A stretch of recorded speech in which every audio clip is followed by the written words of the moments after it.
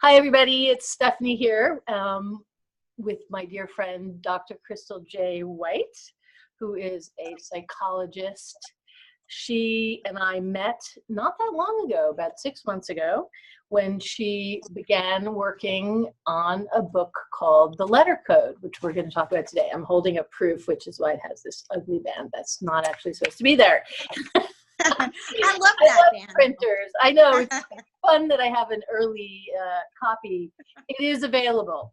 So let me just read you a little bit about her bio so that you know who we're talking to. So Krystal White, Ph.D., is a leadership psychologist with more than 15 years of experience working as a change management strategist, leadership development expert, motivational speaker, and executive consultant for individuals, corporations, and communities.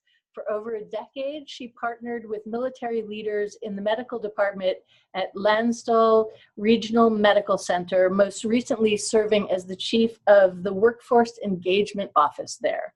The U.S. military has a pretty big presence in Germany. I guess that's part of NATO, right? She has also served as a radio personality, a podcaster, an educator, a group fitness instructor. That's the really important thing. Forget all the rest of it. And a cognitive performance coach. She can shrink you while she shrinks you. Professionally, Dr. White specializes in developing relationally resilient, emotionally intelligent, and results-driven leaders. And now she's in private practice. So, and theoretically, although we have yet to see evidence of it, you're moving back to the Pacific Northwest soon. True. I did look at property. I do have residence there. I'm registered to vote there. Oh, wonderful. That's actually the most legitimate thing I can think of. My organs will be donated there if that's where something happens to me. However, there's something about just the idea of home and where your home is, and mine is always around nature. It has to have like this resonance of natural elements and some power there. So it's kind of where it is for right now. Well, you wrote The Letter Code, deciphering the why you love the way you love.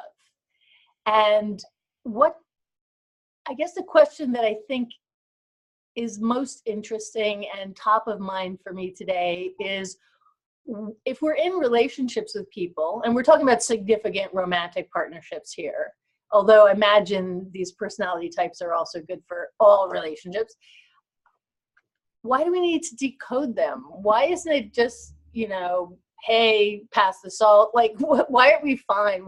What's is hidden? What's going on? What's going on? Yeah, why do we need to decode them? That's a good question. I mean, I think this is one of the things that I discovered in my life, is that I really didn't know who I was when it came to a significant relationship. And there's lots of bullshit, like a lot of masks that I wore in the game of love. I mean, of course, in my professional life, I've also played that role, or even there's sometimes I'd show up to teach spin and I'd be like on 1 hour sleep or 2 hours of sleep. And I just faked it, right? I faked the energy. Somewhere in that faking process, you forget that you're who you are. And I think that's really easy to do in love situations. The whole dating scheme, at least, I think it is modern dating and how it's been for the last 20 years, is like you kind of present this version of yourself, this idealistic version of yourself. And that is what people sign up for, is like this person that's not really you.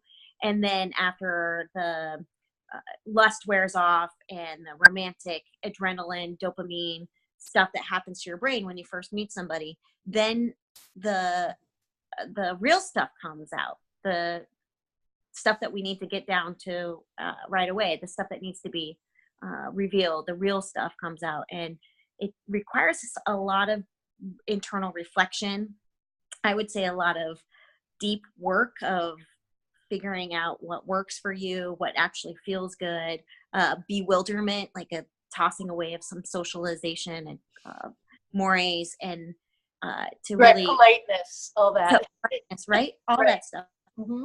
good stuff that we were told was the right thing to do, which oftentimes is not the right thing to do for you in loving relationships. It's a long answer, but because it's honestly, the short and the bottom line up front is because it's broken. The dating and romantic system is broken. So, and we're in a changing world, right? So what we thought we knew, or what society would have told our parents and our grandparents was true, doesn't actually apply anymore. Women's roles have changed. Now you may be in relationship with somebody who's fluid, and you're going like, when are you fluid? Like, how are you, like, what, like, so if we're all fluid and constantly reinventing ourselves, and then there's this other person who enters in, it's like a mirror, right? And this is the thing I love about relationships, is that when you're face to face with somebody you care about and you want to communicate and you want to connect and have a deep, significant, and maybe I'm telling you my type right now, like, this is what I want, deepness, you know, I want to go deeper and deeper with one person, right? But you know, there's always these question marks, you know, because your needs change from day to day. So is the you know, the cheat sheet is this book, right? It is a cheat sheet. Yeah, I love this. There is actually a cheat sheet at the back of the book. You have a ton of really great features in this book, by the way. Yeah, here's the actual cheat sheet. So the essence of this is that you have categorized humanity into 4 basic types. Yeah. And these are relational types, right? Yeah. We call them love codes. Why is it called the letter code? Well, the letter, you just mentioned about mirroring. And so an H, if you think about the letter H, it's almost like 2 people are mirroring each other. And it's how the lines of letters connect, is how people internally, psychologically, spiritually, naturally connect with other people. And I do believe that we need to have something happen in our relationships where we courageously say, this is what I need. I do not have to apologize for it. I do not have to rationalize it away. This is what I need in a relationship, and to figure that out in a truthful, genuine, authentic way, and then to move in alignment and integrity externally with the person that you're in. It doesn't mean so just so people can follow, there's 4 letters. There's the A, which is 2 people leaning into each other. There's the H, which is 2 people standing kind of like face to face. There's a W, which is what, tipping in and out? Yes, 2 people who are in tension, balancing. Right, and I forgot the 4th letter. Y. Y, of course I forgot that. Yeah, so the Y is like that with I guess I can't make a good picture here. Yeah. It's 2 people who are, or it's like, a peace sign. Hey, dude. Well, yeah. But it's like your martini glass, right? So you're standing you're standing together, but you're apart at the top. You're branching out. So if I know my letter, does it help me explain to somebody else it's what I need, right? It's like me telling you what I need. Yeah, it's almost like codes, you know, when you go and you have a coat of arms as a family, and like, this family stands for this sort of value and this sort of motivation and this sort of characteristic. That's what the letter code is. It kind of reveals externally. It's a visual depiction of your internal needs. And it demonstrates in a visual way how you naturally like to connect with other people.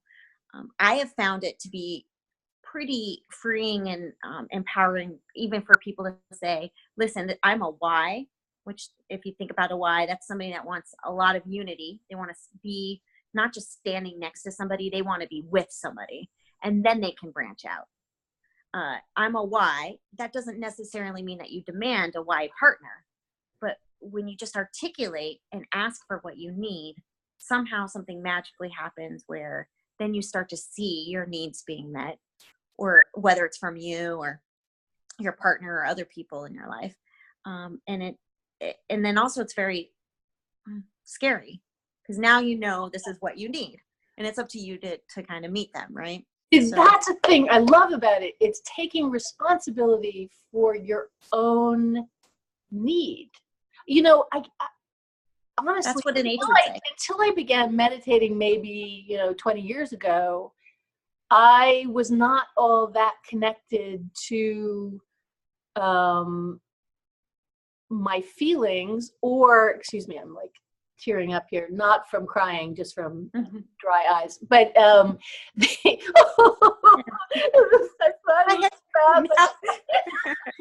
I'm so connected to my feelings.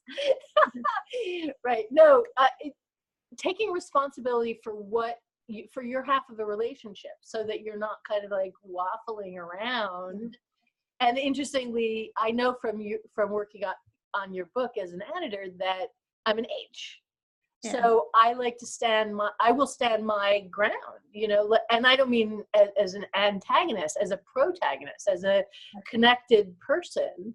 I do well with collaboration where the other person is also holding their space, and then I can see, when I get too close to somebody and too merged with somebody, I lose my sense of perspective. And that has happened.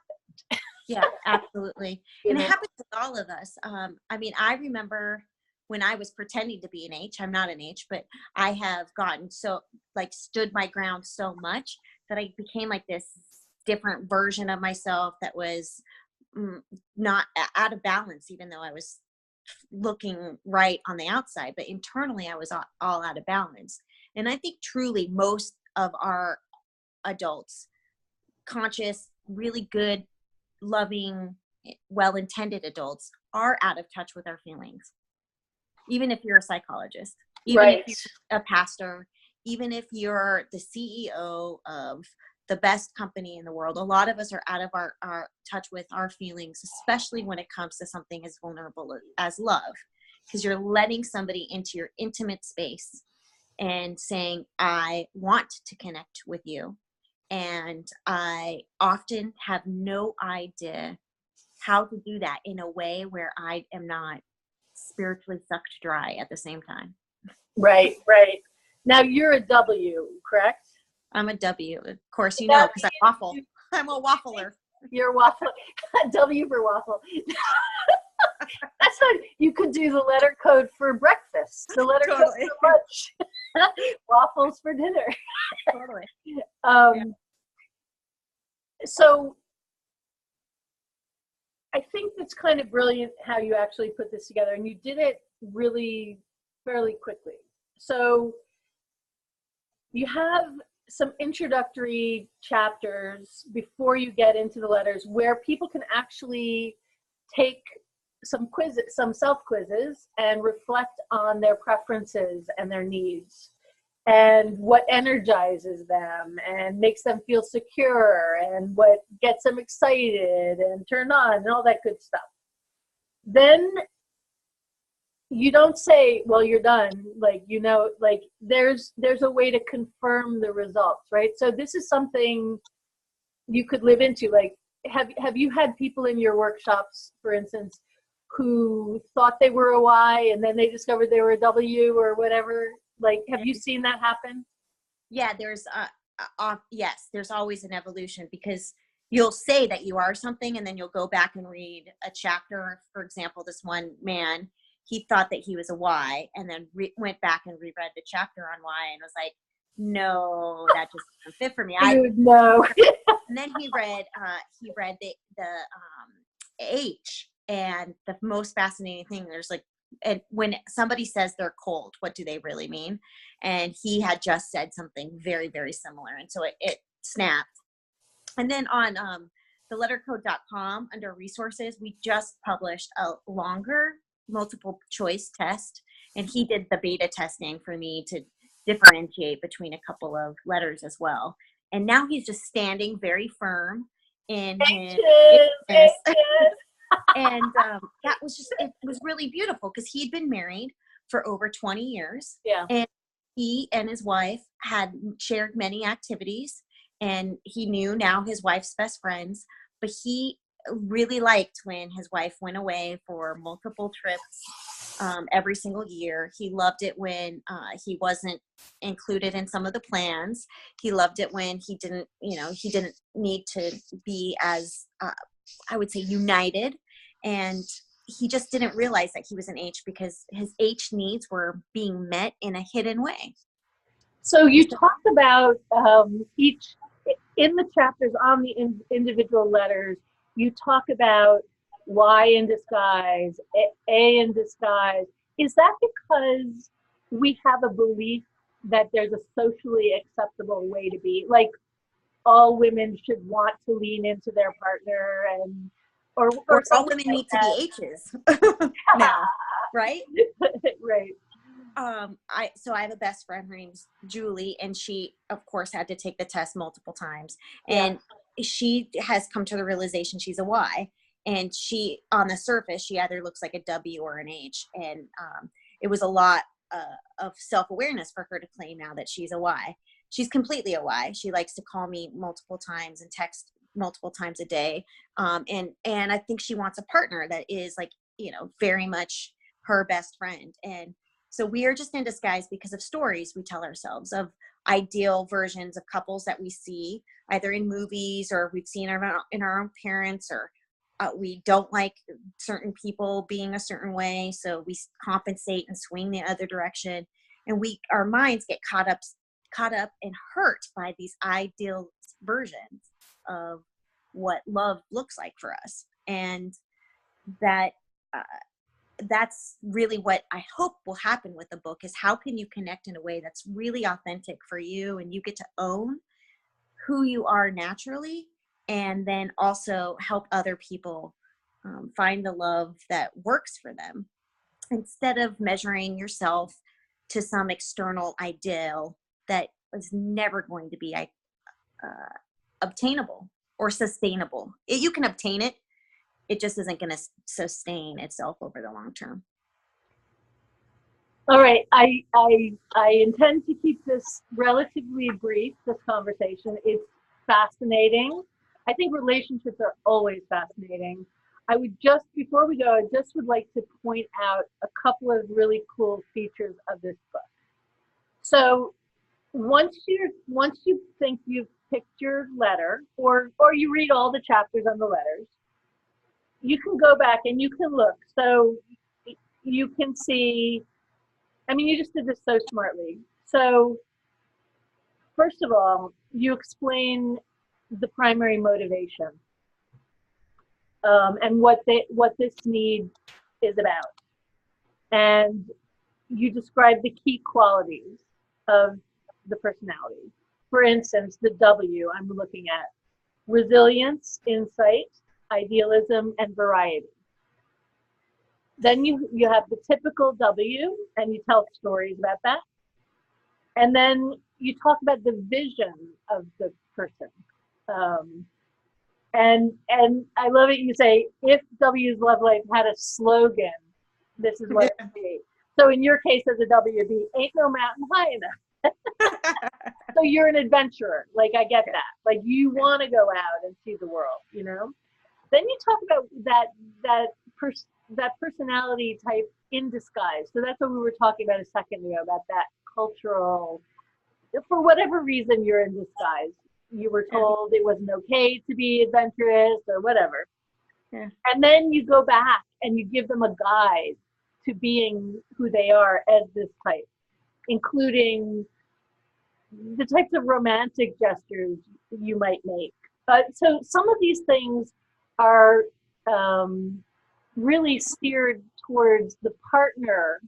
So once you know, like, I'm an H, so I could hand this to my boyfriend and say, I'm an H, read about me. And they'd be like, oh, this is what you'd really like. Or this is where we might get into a conflict, right? I'm laughing just because somebody asked me in that interview, they're like, what's your love life like? And I was like, all they need to do now is read this book, this chapter, and kind of have a good guide into things that trigger me, or like whatever. And the best thing is that I have had so many people talk about this concept over the last 4 years of my life, and then test it out and have conversations about it, that I hope that this classification will have nuances, but I hope at least it provides somewhat of a roadmap for people to understand themselves better, because we can't change things that we don't understand. That's right. This is a great foundation, right? And obviously, it's not a substitute for knowing whether you were traumatized, by abuse at age 8 or, whatever. There's all kinds of other things that go on in human psychology. You don't even, you don't go into explaining how people got to be this way. I actually think I was born this way. I think that I was always this way. I'll be honest with you. I really do. From being a toddler, I think I've had the same personality. Yeah. And I think my mother would say so too. Yeah. I have a really good guy friend that said the exact same thing, and he's an A. And he's like, I never wanted to be an A. I always wanted to be a Y, right? I wanted to be the best friend to the person, but I'm an A. I definitely want comfort, if comfort means whatever it is, I want to uplift my person and love and nurturing. And so I appreciate when you say that that's who you really are. So you also have notes for people who are single and notes for people who are currently in a relationship. And I love it. Then you end up with exercises for exploring, your personality type a little bit more. And I think that's that kind of using this as an opportunity for self-mastery. I just want to hold this up again, and I apologize for that band across it. It's the letter code Deciphering Why You Love the Way You Love by Dr. Krystal White, which is available on all kinds of stores online, Amazon, Barnes & Noble, and more. And I think it's a great book. I think you did a terrific job with it. I really do. Thanks for being part of my team. Yeah, I'm really honored and blessed to have so many loving, brilliant human beings that chose to connect with me to get it out of me, to be able to creatively bring it into. Isn't it amazing? Books are not done by one person. I think that, people forget that. But in your case, you also had all the people in your workshops and your courses and your individual clients and whatever that you've been testing these ideas out on and getting great feedback. So yeah. Congratulations. I look forward to seeing what you do next. Cannot wait. Thank you. All right. Thank you so much. Thank you. And thank you to listeners. This was really a pleasure, and come back for more interviews on other topics.